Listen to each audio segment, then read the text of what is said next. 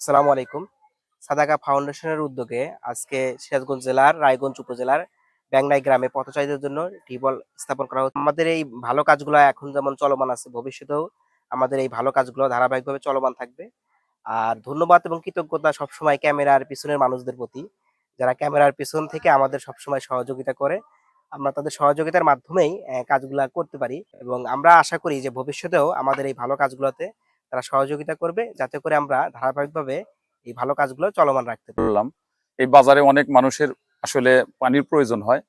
সেই পানির প্রয়োজন মেটানোর জন্য যারা ক্যামেরার পিছন থেকে আমাদেরকে সহযোগিতা করেছেন, সাদাকা ফাউন্ডেশন সহ অন্যান্য সবাইকে ধন্যবাদ এবং ওনাদের প্রতি কৃতজ্ঞতা এবং আল্লাহ পাকের কাছে দোয়া কামনা করি।